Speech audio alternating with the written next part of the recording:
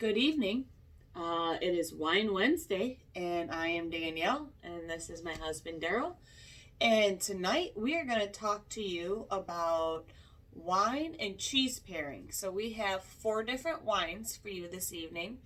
We're going to start with a sparkling wine, and then we're going to go to a cab, then a Pinot Noir.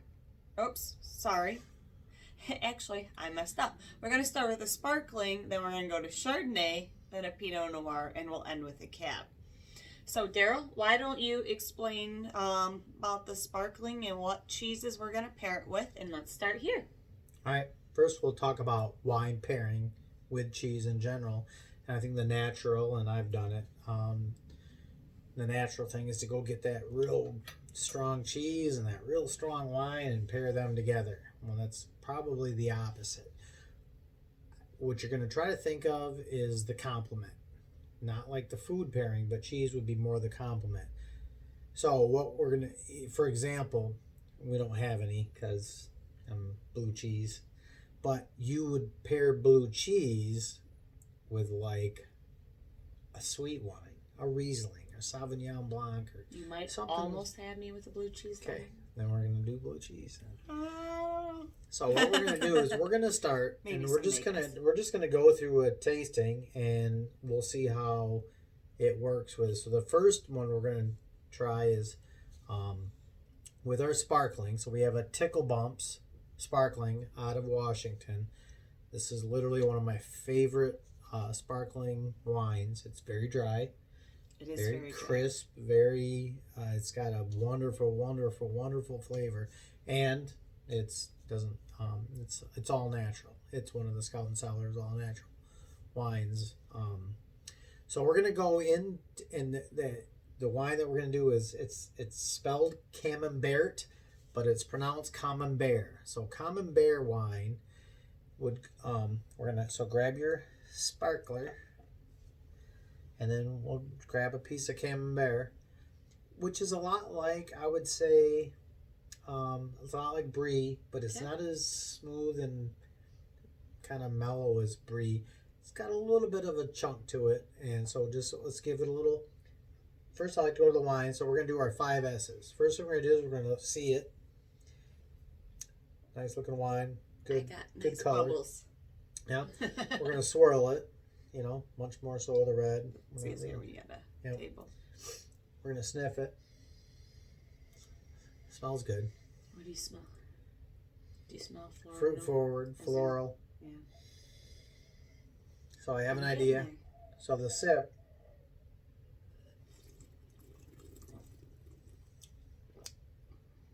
Okay, so now I know what I'm going to expect. I pair it with the cheese. Put some air on the cheese.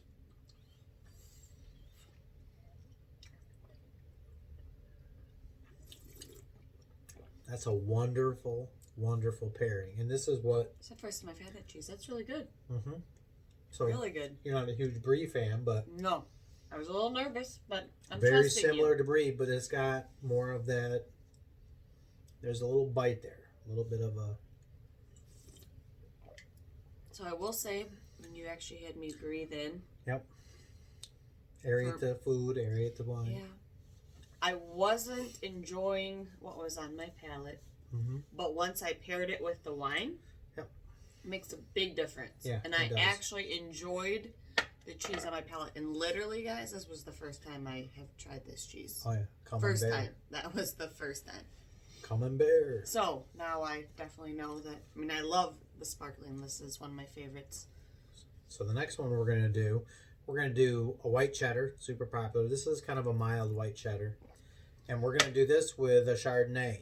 Now, Danielle nor I are huge Chardonnay fans, but I've learned to love a Chardonnay once I found one I liked.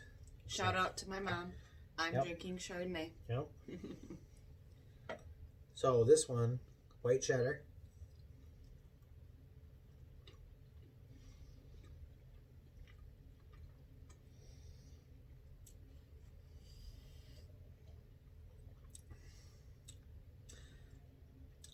So this is the Gallivant Chardonnay, which is my favorite Chardonnay I've ever had. I can do that. Mm-hmm. It really is amazing. Well, my palate's come a long way. Yep.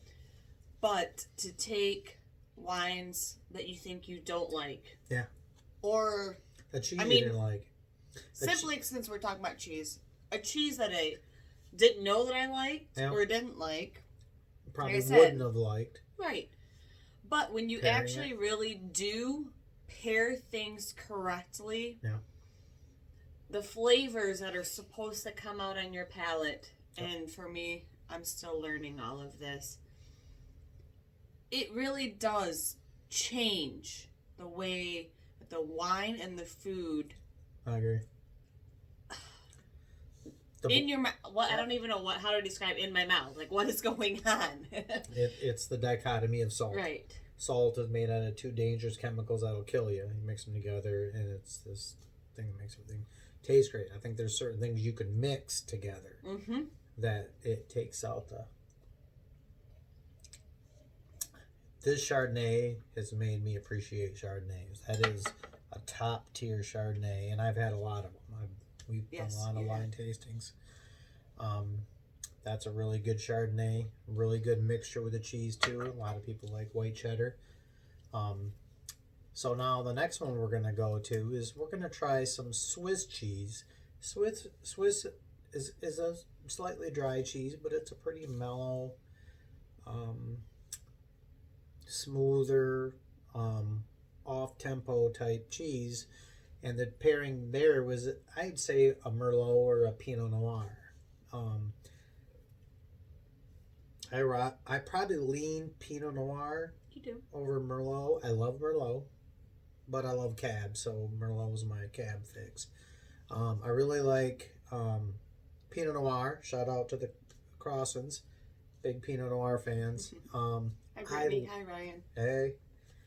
I really dig Pinot Noirs, and it's the heartbreak grape. It's the toughest wine to produce, which is always impressive when they put out a Pinot Noir there, because it's a tough one to make.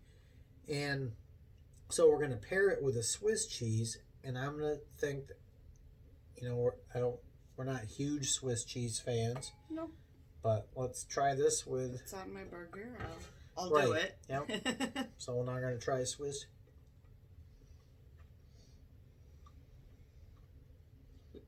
We didn't smell first. Mm-mm. Okay. I wanted to get right into it. First of all, this Pinot Noir is wonderful. That's a... And the match with the Swiss cheese. I mean, it makes you appreciate Swiss cheese as something more than just something melted on a ham and Swiss or a hamburger or something. That's very good. So that Pinot Noir, that's the Field House. Yep. Another Sonoma Coast, amazing Pinot. They rocked it. I mean, this is a really good red wine. And I think that mixing the Swiss cheese helps you to appreciate, for me, it was helped me to appreciate the Swiss cheese as something, not just an ingredient that you melted on whatever you were eating. So there was a good pairing there. I think that was the one that helped, that pushes me over. As a kid, I hated Swiss cheese. One of the 5 things I hated, Swiss cheese. This makes me appreciate it more. So now our last one. Sorry. We have limited space here. Yeah. We're working within our means. So, and this is ironic. Your favorite red wine. Yes. Pairs together wonderfully with your favorite cheese, isn't it? And my favorite wine with one of my favorite. It's tough for me to pick a favorite. Maybe that's why I would marry a Cab with Gouda. Yeah. So, I changed my name to Cab. That's how she married me. Hi, I'm Cab Gouda. Oh, you want to get married? So, funny dude. Cabernet Sauvignon, no secret, it's a lot of people's favorite wine, and by the numbers, it's the number one and this has been for like 125 years. It's the number one grown grape. It's the number one wine. From 1990 to 2013, Merlot took over. There was this period from 90 to 2013 where everybody was drinking Chardonnays and Merlots. And since then, we grew up and went back to what we should be doing, drinking several wines. But Cabernet Sauvignon is such an amazing wine, made of two of the best grapes ever. It is a hybrid grape, but it's very old, so it's old enough to have huge history behind it. But it is the Cab Franc, the Cabernet Franc grape hybrided with the Sauvignon Blanc white wine, which is amazing. The heftiest, strongest tannin wine is made out of half white wine. It's amazing. But you get it where the tannins are coming in. And the fact that those tannins blend together so well with a Gouda cheese. And I think that it's her favorite cheese, but it's my favorite cheese to cook with, because I think you can really add a lot of stuff with a Gouda, especially there's different Goudas. Those Dutch people make good cheese, and you got the smoked Gouda and the real white Gouda, real yellow Gouda. I really like any of the Goudas with any of the cabs. Yeah. So, what makes Gouda a good cheese to cook with? It melts easy. It's got a good flavor. I think it's mellow enough of a cheese that when they smoke it, you can bring that smoke to the table. Like, I'll melt it in the middle of a chicken breast, or I'll create a sauce with it. So it's a really easy melting, nice, smooth, creamy cheese. But I think it's got such a mellow palate, which is why it goes with the Cab. The Cab rocks. So let's go do the Cab. I just thought you chose to cook with Gouda because it was my favorite. Well, there's that. I love you.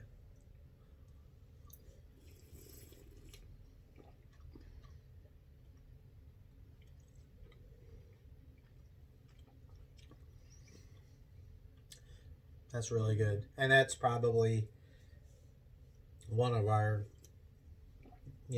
evening snacks would be a small little glass of, or short pours. That's about one of our wine pours. We'll pour a glass of this and have a bite of cheese like this. Not after 9 p.m. No. 8:59. That's her. So, thank you for joining us on Wine Wednesday. Cheers. Cheers. Join us for another one. We're going to do other things like this. We haven't decided yet what we're going to do next week. We have a couple things that we've been tossing up in the air. Yeah, if anybody has any ideas, seriously. This is just us chit-chatting about the stuff that we dig, so you go ahead, pipe in. And people have been leaving comments on YouTube, and thank you. We really do appreciate that. If you don't find us on YouTube, find us on Facebook, on Divino, or at Loving Great Wine is our website. And with that, we also have a lovinggreatwine@gmail.com. You can find us there. Send us an email, find us on Facebook, or find us on YouTube. We really do appreciate hearing from you, and it has been nice to get some feedback from everyone that's been watching our videos so far.